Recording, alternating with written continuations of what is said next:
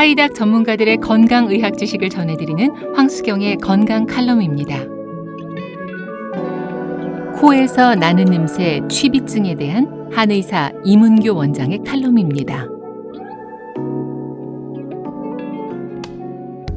어느 날 갑자기 코에서 탄 냄새나 담배 냄새 같은 악취가 날 때가 있습니다. 담배를 피우는 것도 아닌데 이런 냄새가 나면 당황할 수밖에 없는데요. 실내 공기를 환기해 보거나 코를 풀고 물이나 식염수로 안쪽을 몇 번씩 닦아봐도 악취가 사라지지 않는다면 질환을 의심해 봐야 합니다. 우선 점검해 볼 것은 비염과 축농증인데요. 맑고 투명한 콧물이 나올 때에는 냄새가 나지 않지만 비염이 만성화되거나 축농증으로 진행되면서 누런 화농성 콧물이 생기면 코에서 담배 냄새 또는 비린내 같은 악취가 날 수 있습니다.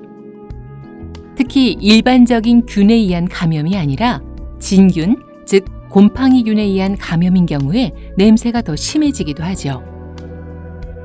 그런데 콧물이 나지 않고 오히려 코가 마르는 느낌이 들면서 코 안에서 좋지 않은 냄새가 나는 경우도 있는데요. 이럴 때는 취비증을 의심해 볼 수 있습니다. 취비증은 쉽게 냄새 코염이라고도 하는데요. 위축성 비염의 일종으로 코 점막 위축이 원인입니다. 비강 점막이 정상적으로 습도를 조절하지 못하고 코 점막이 매우 건조해지면서 코에서 불쾌한 냄새가 나는 것이죠. 악취와 함께 딱지가 생기고 건조한 시기에 증상이 심해지는 것도 취비증의 특징입니다.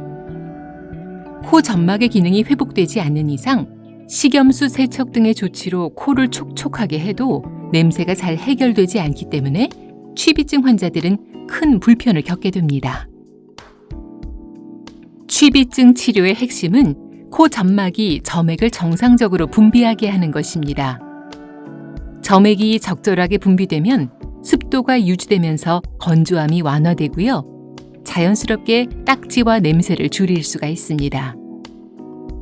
한 가지 알아둘 점은 취비증 환자들의 경우 코뿐만이 아니라 안구와 구강, 인후두를 비롯해서 다른 신체 점막들까지도 건조한 경우가 많다는 건데요.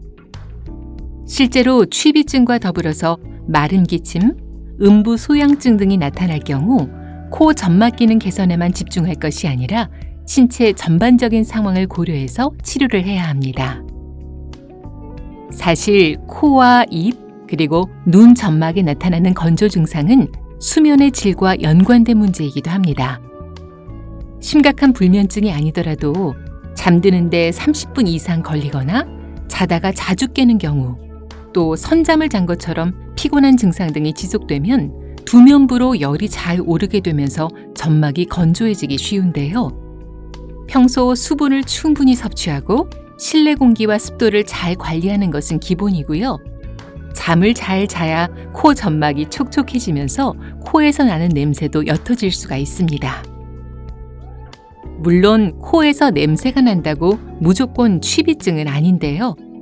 예를 들어서 주변에 커피가 없는데 커피 냄새가 느껴지는 것 같은 환취증, 또 꽃향기를 맡을 때 화장실 냄새가 나는 것처럼 본래 냄새와는 다른 냄새를 맡게 되는 착취증이 있을 때 코에서 냄새가 난다고 느낄 수 있습니다.